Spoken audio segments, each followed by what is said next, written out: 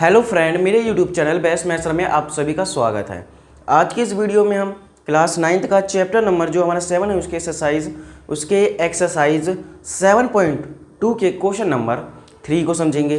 तो देखिए question number 3 हमारा क्या है। क्वेश्चन नंबर 3 क्या कहा है, ये रहा हमारा 3 क्वेश्चन। ठीक है, तो देखिए इसमें ए बी सी एक समद्विबाहु त्रिभुज है, यानी कि समद्विबाहु त्रिभुज का मतलब क्या है, समद्विबाहु, यानी कि ये सम मतलब होता है कि सम मतलब कि योग, यानी कि दो त्रिभुज यहाँ पे मान लीजिए कोई सी भी जो दो भुजा है उसका जो योग होगा बराबर होगा बाकी जो एक अन्य भुजा, यानी कि मान लीजिए कोई सा भी इसमें ये मान लीजिए ये अलग है, बाकी ये और ये जो है बराबर है, उसे ही हम समद्विबाहु त्रिभुज कहते हैं। ठीक है, उसके बाद देखिए जिसमें बराबर भुजाओं, ठीक है, जिसमें बराबर भुजाओं ए सी और ए बी है, ए बी पर क्रमश, यानी कि ये बराबर भुजा है हमारा, एक ए बी और एक ए सी, ये हमारे बराबर भुजा है जिस पर क्या है, शीर्ष लंब है, यानी कि जो आपको इस तरह से जो शीर्ष लंब दिखाई दे रहे हैं इसे ही हम शीर्ष लंब कहते हैं। कौन कौन से देखिए यहाँ पर बी ई और सी एफ खींचे गए हैं। ठीक है, देखिए आकृति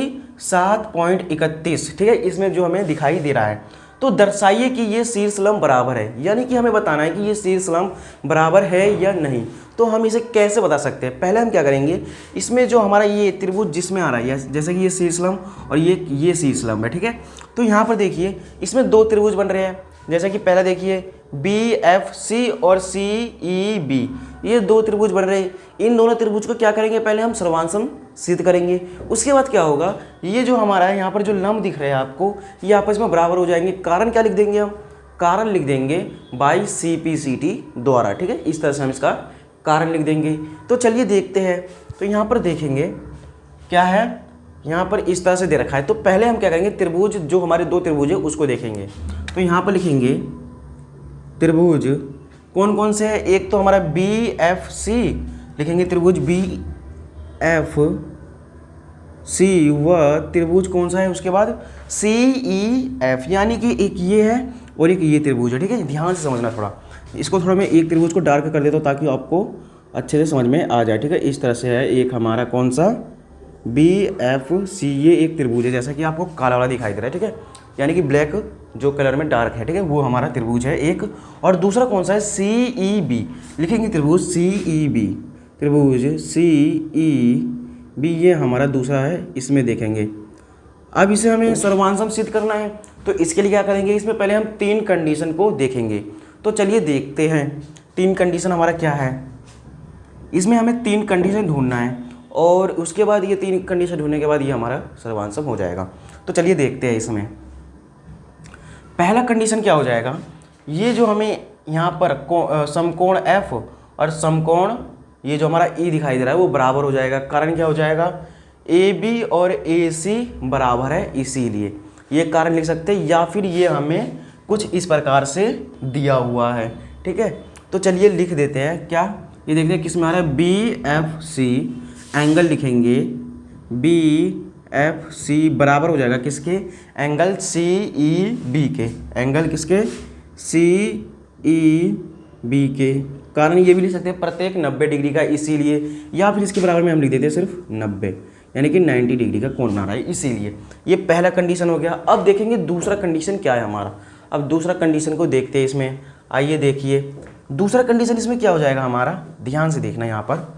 अब हम दूसरा कंडीशन क्या ले सकते हैं, जैसे कि मान लीजिए ये जो B है, ये जो इस त्रिभुज के लिए ये जो B है, और इस त्रिभुज के लिए, इस त्रिभुज के लिए, ठीक है, ये इस त्रिभुज के लिए B और ये इस त्रिभुज के लिए क्या है हमारा, यहाँ पर ये मान लीजिए C है। ठीक है, अब इन दोनों को आपस में बराबर करना है, तो बराबर कर सकते हैं। कारण क्या होगा इसमें, कारण हमारा ये हो जाएगा, जो त्रिभुज की भुजाओं के जो सम्मुख कोण होते हैं वो बराबर होते हैं, ये कारण हम लिख देंगे। तो देखिए ये हमारा कोण है, ये भी हमारा कोण है, यानी कि यहाँ पर देखिए क्या हो जाएगा, ये F B C, angle F B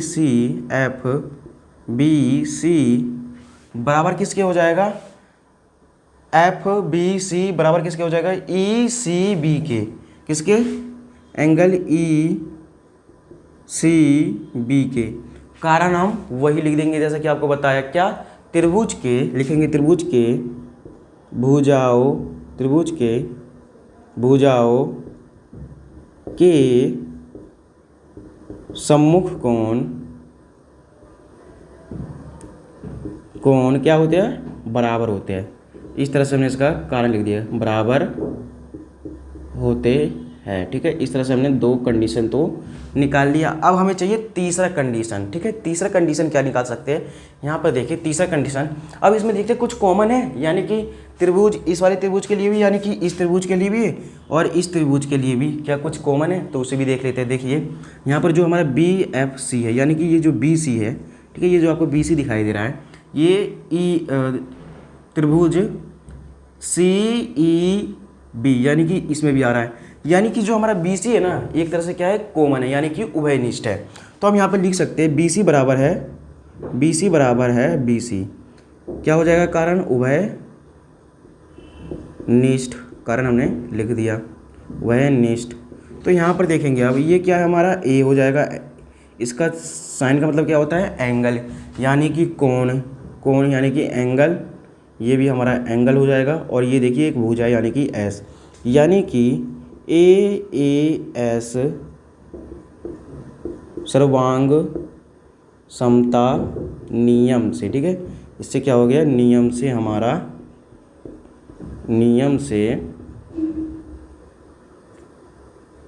क्या हो जाएगा, ये जो त्रिभुज है आपस में क्या हो जाएंगे, सर्वांसम हो जाएंगे। लिख देंगे त्रिभुज BFC बराबर हो जाएंगे त्रिभुज CEB के। बराबर नहीं, हमें बराबर नहीं करना है, हमें सर्वांसम करना है। तो यहाँ पर सर्वांसम का जो चिन्ह होता है बराबर, और इस तरह से ये सर्वांसम का जो हमारा चिन्ह है। ठीक है, तो आई होप आपको इतना समझ में आ गया होगा। अब हमने इतना कर लिया। ठीक है, उसके बाद देखिए इसमें क्या कहा था कि हमारा क्या कहता है, AC और BC पर जो क्रमश शीर्ष लंब है, यानी कि ये जो शीर्ष लंब दिखाई दे रहे हैं आपको, क्या ये आपस में बराबर है, तो हमें ये बताना है। तो देखिए ये बराबर होंगे, कारण क्या लिख देंगे, बाय CPCT। और ये भी हो सकता है कि हमने इसको अभी क्या किया है, इस त्रिभुज को और इस त्रिभुज को, यानी कि ये वाला जो त्रिभुज है और ये वाला त्रिभुज है, इसको हमने अभी सर्वांसम सिद्ध किया है, इसीलिए। ठीक है, तो यहाँ पर देखिए हमें क्या करना है, BE हमें देखना है BE।